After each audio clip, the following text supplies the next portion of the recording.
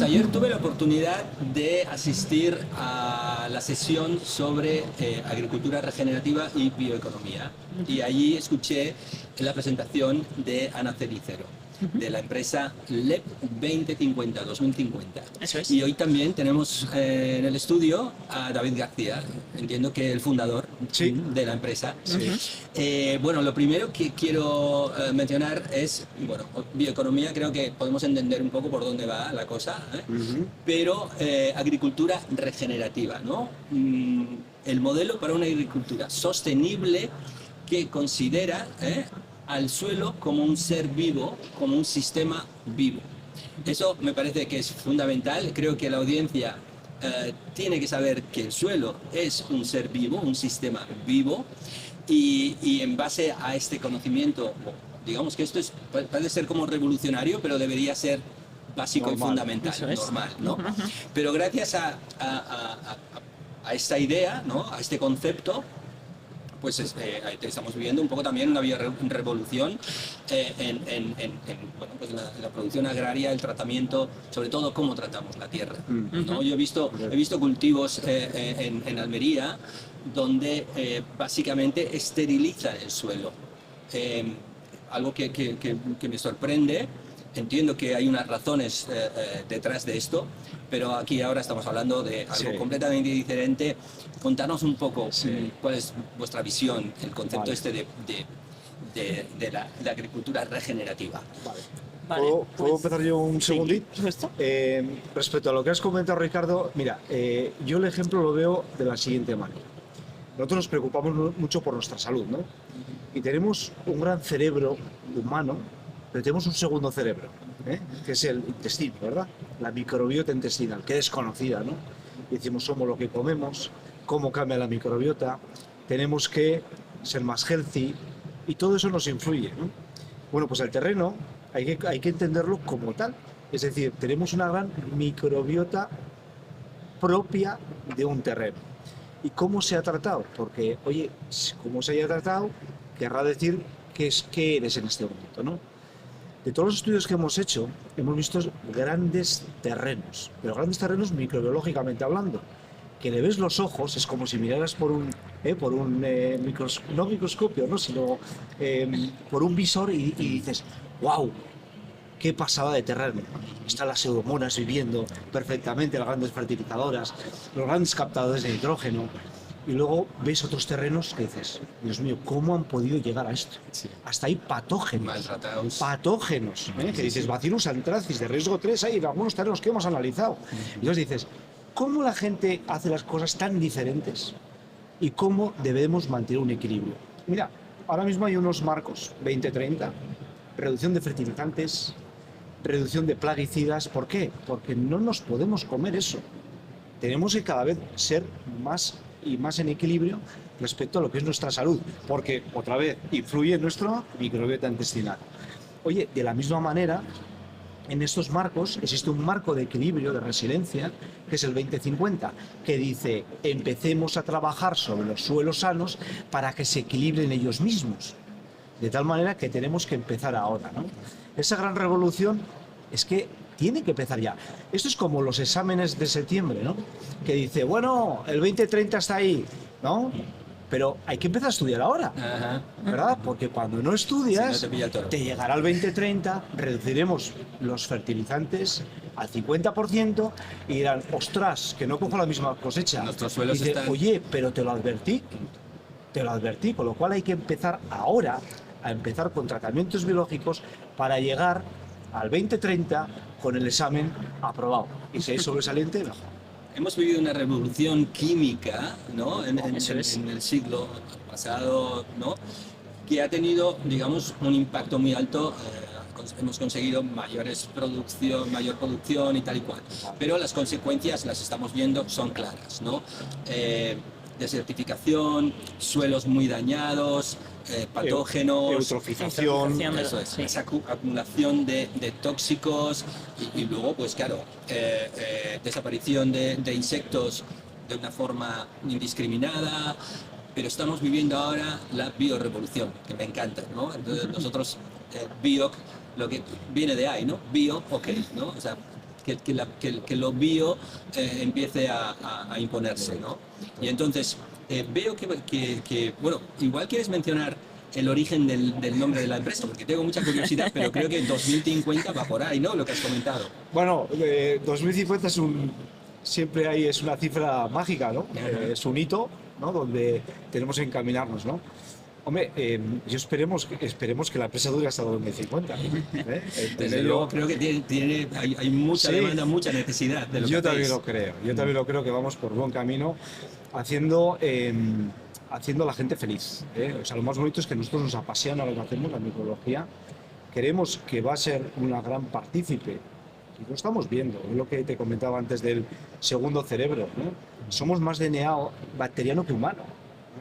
Entonces dices, oye, es que y el no sabemos. número de células también, más células no humanas que humanas en nuestro ecosistema. Correcto. ¿No? Y si el ecosistema, como hemos dicho antes, ¿no? One Health, una salud, la salud de nuestro entorno es nuestra salud, es la misma cosa, es otro concepto que tenemos que ir asimilando. Sí.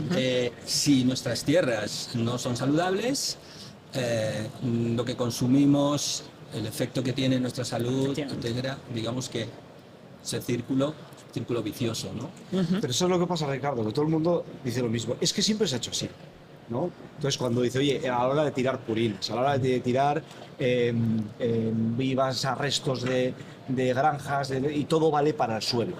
Y dice, bueno, todo vale para el suelo, y para usted vale. Porque claro, no sabemos, no identificamos lo que tiramos. Si nos hemos encontrado patógenos en el suelo y hemos analizado, ¿no, Ana? Sí, la E. coli integración. Correcto, o bacilos y dices, oye, ¿y por qué no se regula, ¿no? la incorporación de ciertas enmiendas orgánicas sobre el suelo, ¿no? Creo que tenemos que vivir en un entorno, no te voy a decir más controlado, pero sí que ese control nos va a llevar a una mejor salubridad y a un mejor equilibrio.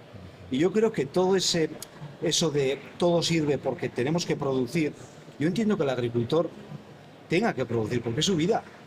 Es que tiene que dar de comer. Hay que ponerse en la piel del agricultor. Es que es muy importante. Yo tengo, lo que me comentabas, conocidos que trabajan en agricultura, algunos de una forma como más amateur, pero también he hablado con otros, con profesionales, tengo buenos amigos agricultores. Y digamos, están trabajando con seres vivos, con una variabilidad, una incertidumbre, el cambio cuesta, como dices tú, no, es que hemos venido haciendo esto, siempre lo hemos hecho así, nos ha funcionado, ¿no? O sea, hay que meterse un poco en su piel. Tiene que haber una concienciación regulatoria, tiene que haber una concienciación social, porque claro, por ese producto que igual va a costar más dinero, la gente va a ser capaz de pagarlo. Pero claro, decir, oye, todo tiene un coste efectivo, ¿no? Y eso, bueno, el agricultor va a decir, bien, pero si antes yo sacaba 10.000 kilos hectárea y ahora voy a sacar con estas prácticas 7.000, porque, oye, en fin, todo cambio cuesta. Esos equilibrios que queremos sanos no va a ser de hoy para mañana, que eso la gente lo tenga claro. Pero es que hay que empezar hoy. Pero quizás hay una reducción en la producción al principio, pero por lo que veo por vuestros datos y por lo que veo en la literatura, la agricultura regenerativa está generando una mayor producción. Totalmente. Perdóname, Ania, si les cuentas un poco el tema de los ensayos, ¿no? En nuestros casos hemos tenido ensayos tanto en avena como en maíz, en distintos cereales. Hemos tenido ensayos en tomate, en brócoli, y hemos conseguido reducir el nitrógeno en la avena un 50% y en el trigo, un 30% en el maíz. Perdona, cuando te refieres a reducir el nitrógeno, te refieres a la al fertilizante químico, efectivamente. Esto aparte de ser de beneficiar obviamente a la ecología, beneficia también económicamente porque es mucho menos nitrógeno que estás añadiendo. También hemos sustituido, ¿verdad?, el fósforo y el potasio. Y vamos, hemos tenido incluso mejores producciones con nuestros tratamientos, con menos aplicación de químicos que con el control que era con el tratamiento normal. Mira, el hecho de añadir cosas, yo te pongo un ejemplo también conceptual, ¿no? Básico. Mira, tú puedes añadir una montonera de fertilizante y lo tienes en el campo y dices, wow, qué cantidad tengo, la planta se va a poner feliz, va a producir a tope, ¿no? Mira, si no hay camiones de transporte, que le llamo yo a los microorganismos, si no hay vida, si no hay esa resiliencia positiva, si no tenemos eso, lo que hemos añadido no va a ser transportado a la planta. ¿Por qué nuestros tratamientos son efectivos reduciendo el 50%? Porque son eficientes. La microbiología tiene que ser equilibrada. Hemos dicho para el 20-50, pero lo que añadamos al campo tiene que ser eficiente. Y tenemos que saber qué tenemos que añadir para dárselo a la planta de una manera con los mínimos costos posibles. ¿Por qué? Porque todo lo que vamos a añadir va en beneficio de esa eficiencia hacia la planta. Oye, yo te doy de comer una cosa, pero es que te lo tienes que comer. Claro, si no te lo tienes que comer, queda ahí. Y si queda ahí, se biolixivia, se eutrofiza ríos, océanos, mares. Entonces, ¿para qué sirve? Eso ¿Para dar es. de comer aquí al plancton? Digamos que esos fertilizantes químicos se acumulan, llegan a las aguas y al final, bueno, pues son contaminantes que hemos visto, pues Mar Menor, etcétera, algunos casos muy graves, pero bueno, es algo que bueno, se va acumulando, ¿no?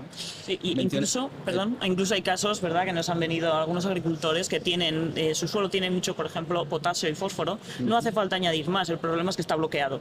Entonces nuestros microorganismos lo que hacen es disolver estas sales de potasio y fósforo de forma que hace que las plantas puedan coger estos nutrientes. O sea, ya no es añadir, es que lo que dice David, no tiene que estar disponible. Es que ni siquiera hace falta en la mayoría de los casos. Bueno, es increíble cómo los sistemas vivos tienen todos estos mecanismos tan increíbles, ¿no? Que encima al final consigues incluso lo que llaman esto la emergencia, ¿no? La suma de todas estas partes crea algo que está todavía por encima de esa propia suma, ¿no? Sí. Entonces tenemos ahí hongos, tenemos bacterias, ¿no? Tenemos, supongo, levaduras, tenemos organismos que lo que hacen es permitir que esos nutrientes lleguen a las raíces, lleguen a las plantas, ¿no? Y, vale. También tenemos utilizamos otros microorganismos para reducir la necesidad de pesticidas, insecticidas, fungicidas, etcétera, ¿no? Mira, hay muchas veces que estos efectos, hemos tenido cosas muy curiosas que se dan simplemente por equilibrio o concurrencia positiva. Fíjate, si tú estás bien, normalmente tienes menos problemas de enfermedades. Y dices, oye, ¿y te has tomado un paracetamol o no? Simplemente estoy bien. No me ha hecho falta darme una enmienda para estar bien. Es que estoy bien. ¿Y por qué? Porque estoy sano. Quiere decir que la fortaleza de los terrenos va a venir en la salubridad y posterior menor carga o mayor equilibrio y menor carga de agentes de biocontrol, ¿no? Vale, dentro de los agentes de biocontrol, hombre, preferiblemente biológicos, ¿verdad?, que compitan de una manera, porque muchas veces, fíjate, Ricardo, muchas veces yo el efecto patógeno lo tengo de verdad, yo creo que está mal categorizado. Hay gente que se le hace ya mala de per se, ¿no? Dices, es que he identificado que en mi terreno hay fusarium. Bueno, pero ese fusarium, ¿la gente que hay alrededor le da de comer? Sí. Entonces, ¿ha habido ataque a la planta? No. Entonces el fusarium está en equilibrio. ¿Para qué lo voy a tratar? ¿No? Entonces, cuando uno es patógeno, digo, bueno, yo soy buenísimo, Ricardo, pero no me pongas en la peor de las situaciones, que me vuelvo patógeno. Entonces, ¿me entiendes a lo que voy? Sí, sí. Es decir, tenemos que buscar equilibrios, pero equilibrios verdaderamente sanos, como para interceder lo mínimo posible. ¿Por qué? Porque todo el mundo convive bien.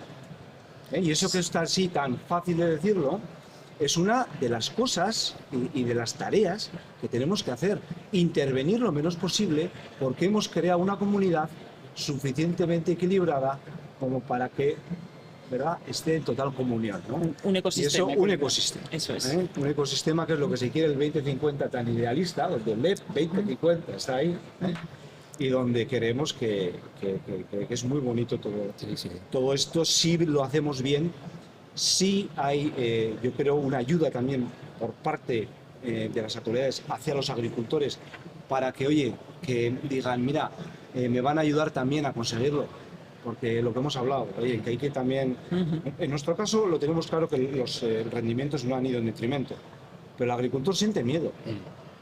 Aquí hay, bueno, has mencionado varias veces la regulación, pero yo no creo que es únicamente, obviamente, muy importante, pero yo creo que esto es algo que las autoridades deberían estar fomentando, e incluso quizás pues no lo sé si penalizando modelos que son destructivos, ¿no?, del suelo. No, yo creo que las autoridades están por ayudar, ¿eh? Yo creo que están tan concienciadas como estamos nosotros, que es nuestro business, pero están igual de concienciadas. Lo que hace falta es transmitir esa educación al agricultor. Eso es. Bueno, aquí estamos haciendo un poquito de esa labor. Eso es. Vemos mejora en la salud del suelo, mejora en la biodiversidad, ¿no? Que además estamos viviendo una crisis de biodiversidad a todos los niveles, no solo macro, sino también micro. La comunidad científica habla de sexta extinción, por lo tanto, es beneficioso para la biodiversidad. Rentabilidad de producción, ahí se le puede ganar al agricultor, ¿no?, con esa mejora en producción. Retención de agua, hablábamos de quizás la posibilidad de una mejora en el valor nutricional del producto, pero no hay suficiente evidencia aún, pero bueno, es posible que pues en futuras investigaciones sea detectable. Pero vamos a hablar de cómo lo hacéis. Vosotros tenéis bioreactores, es decir, fermentadores, ¿no?, para producir todos estos microbios en cantidades suficientes, ¿no? Tenéis más aproximadamente 18.000 microbios, ¿no?, cepas de bacterias, otros microorganismos. ¿Cómo lo hacéis? ¿Tenéis una aplicación móvil? O sea, diferentes tecnologías, me parece increíble lo que hacéis.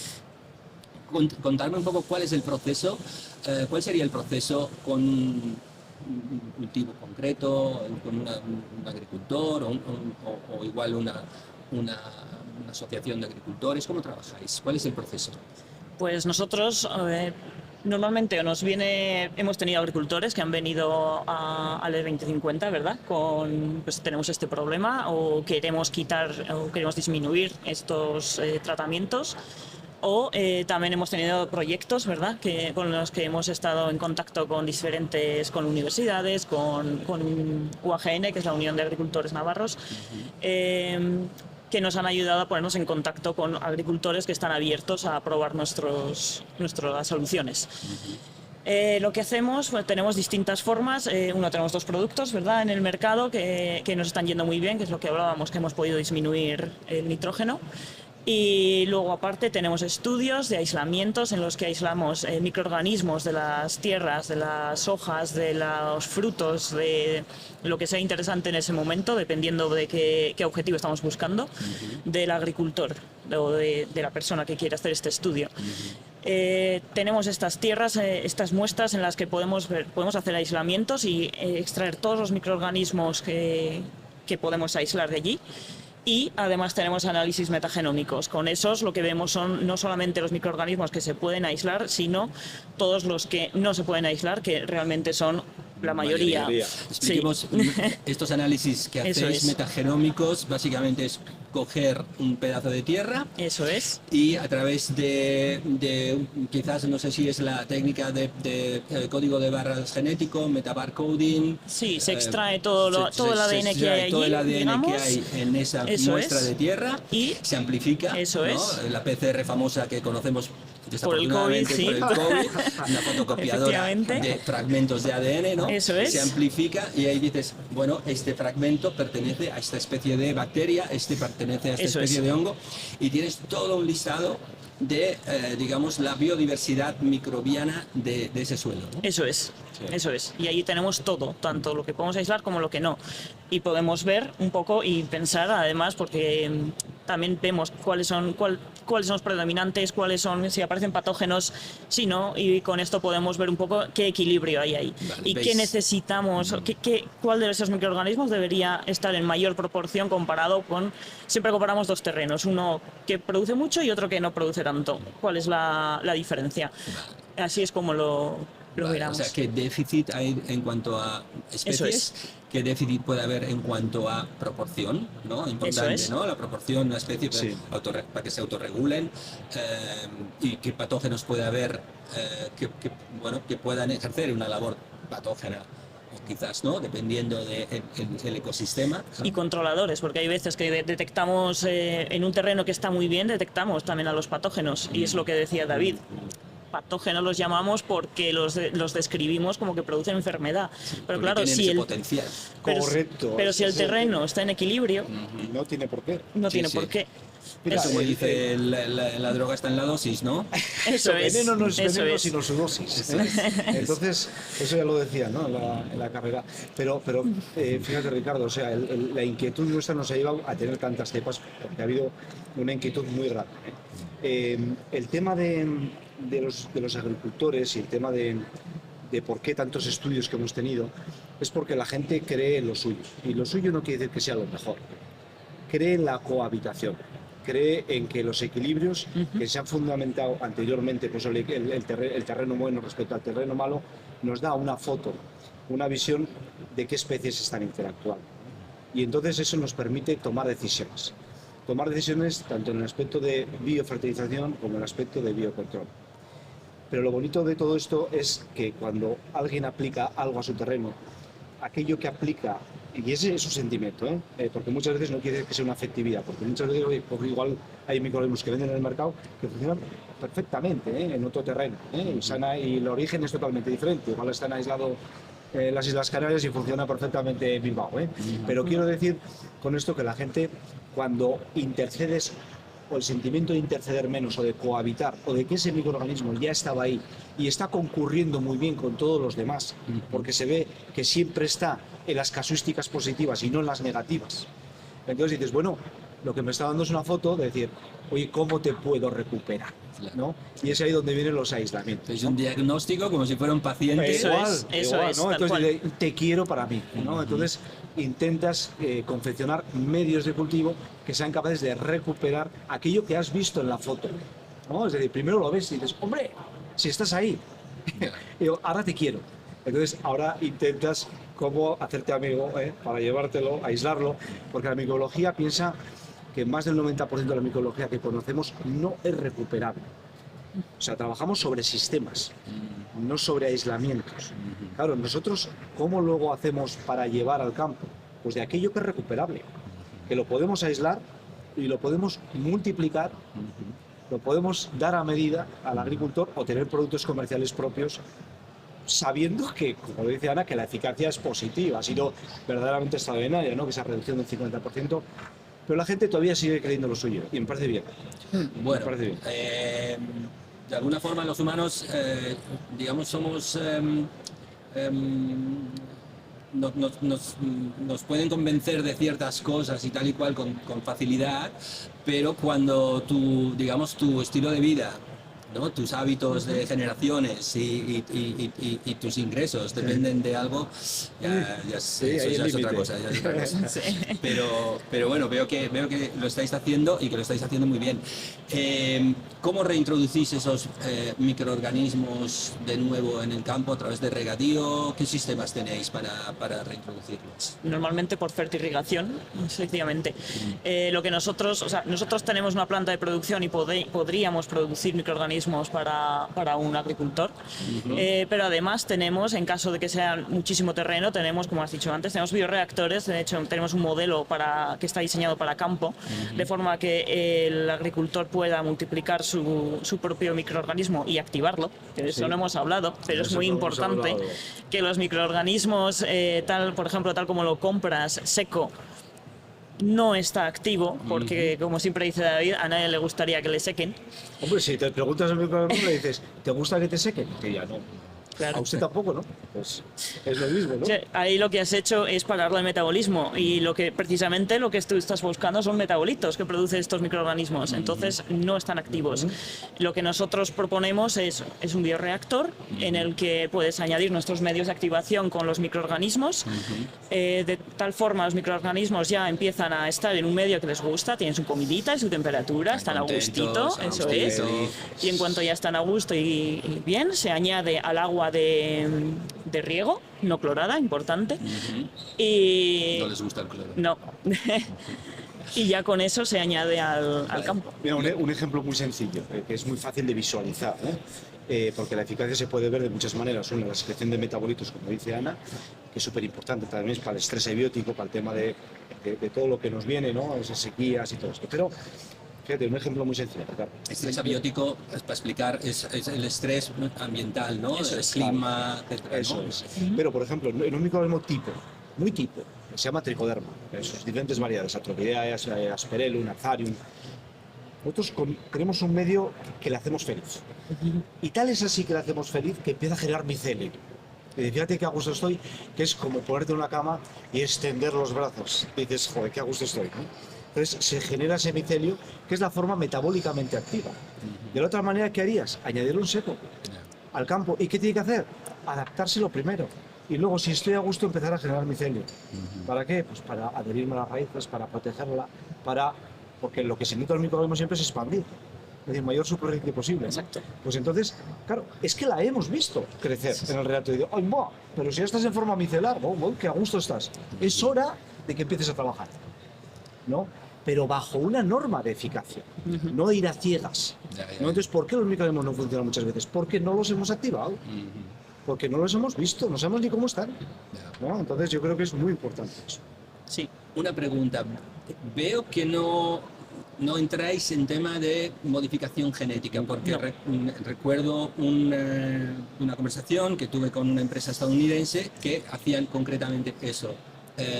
Aislar ciertos microorganismos, modificación genética, por ejemplo, para conseguir una mayor producción pues de nitratos, otras sustancias, ¿no?, necesarias para el cultivo. A mí me encanta que lo hagáis así, pero quiero que me expliquéis por qué habéis optado por utilizar solo microorganismos tal y como están en la naturaleza. Bueno, una de las razones, precisamente no quieres modificar, queremos recuperar los suelos. Entonces es mejor que sea con microorganismos nativos, digamos, propios. Eso es. Si se van a llevar bien, no hace falta modificar tanto. Claro. Es simplemente buscar equilibrio. Siempre vamos al palo. Sí. ¿No? Es decir, lo que sea, palazo, ¿no? Vamos a intentar hacerlo de otra manera, para que sea sostenible en el tiempo. Porque claro, toda modificación también incurre en un cambio. Sí. Siempre modificamos algo en pos de algo. Pero eso va a perdurar en el tiempo. ¿Qué efectos va a tener en el tiempo? Yo creo que es mucho más natural hacer equilibrios, ¿no?, que siempre la política del palo, ¿no? Entonces decir, es que el efecto ha sido inmediato, sí, hoy. ¿Y mañana? Y luego que afectan los microorganismos. Yo antes de aquí trabajaba modificando cepas para buscar antibióticos. Era farma completamente distinto. Ahí sí lo necesitas porque vas a ese objetivo. Pero no lo liberas para empezar. Eso es. La utilidad de la modificación para ciertas cosas. Pero es que estas modificaciones no solo hacía que produjeran más antibióticos, es que también afectaba. Yo trabajaba con Streptomyces, que es una bacteria que parece un hongo, entonces pues crecía más lento. No es porula, no trae problemas. Entonces, si tienes una cepa que ya no crece tan bien, se te va a implantar por mucho que produzca mucho. Total. Una pregunta.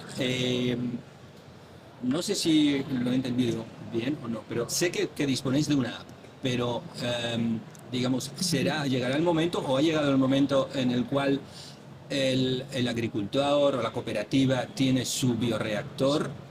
Eso ya está pasando. Ya está. Estamos convirtiendo agricultores en biotecnólogos. Correcto. Eso es. Es que las plantaciones, bueno, lo son también. Las plantaciones empiezan a ser biofactorías, como es el modelo de LED. Son biofactorías y les vamos a ayudar para que sean biofactorías y que todo sea medido, y entonces que lo que yo te dé me audites y lo vea crecer y lo puedas medir y vaya a una dosis determinada para un número de hectáreas concreto. Es decir, podamos hacer esa agricultura de precisión, ¿no? Pero más que de precisión, llevamos más sostenible. Que no gastemos a lo tonto, que seamos eficaces, que eso es muy importante. Bueno, a mí me encanta todo esto, soy biotecnólogo por ya se nota porque la conversación ha ido... Pero mis primeros digamos, cuando empecé a jugar con bioreactores, ¿no? Y a través del tiempo pues he ido pensando, bueno, esto tiene un potencial increíble, pero en muchísimos ámbitos, ¿no? Y te quería preguntar, ¿crees que tendremos, yo tengo un poco esta visión de futuro cercano, tendremos dentro de poco bioreactores para el hogar donde podamos ir produciendo gracias a pues nos llega un organismo, una cepa concreta que tiene un producto concreto, pues una proteína, puede ser un olor, puede ser un biofertilizante para nuestras plantas de casa. Otro día podremos hacer, no lo sé, una proteína que pueda ser saludable, etcétera, etcétera. ¿Veis un futuro ahí de...? Eres muy revolucionario. Entonces, y además nuestros reactores son tan monos que se pueden dejar en el salón de casa. Los vuestros, los que he visto aquí, son enormes, Y los que tendréis pero ahí tenemos en muy planta, chiquititos. ¿No has visto que tenemos ¿Has visto el ahí? pequeñito? Uno El de mesa. chiquitito de 15 Sí, litros, lo no, puedes tener en no, el no. salón de casa, es ¿En buenísimo. serio? Sí, Buenísimo. Voy a Entonces pasar a ahí verlo. puedes hacerte tus bacillus alotorenas para captar nitrógeno, la plantita o en el huerto. Pues podemos hacer algún proceso fermentativo, igual hacemos kombucha. Con kombucha ya hago direccionada, sin eso, pero igual la podemos inducir, la podemos direccionar. ¿Verdad que bonito sería? Hacer tu cervecita, hacer tus fermentos, pero sobre todo, incluso eso, una producción de... Puedo pensar que igual incluso algunos algunos productos que sean medicamentos, Bueno, ¿y por qué no compostar?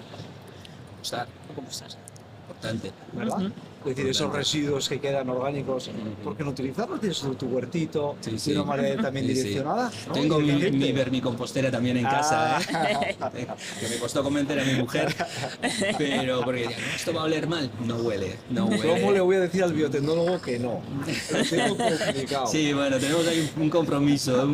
Ella es artista, yo biólogo, y tenemos un compromiso de arte y ciencia, y bueno, somos un ecosistema también. Concurrencia positiva. Eso es.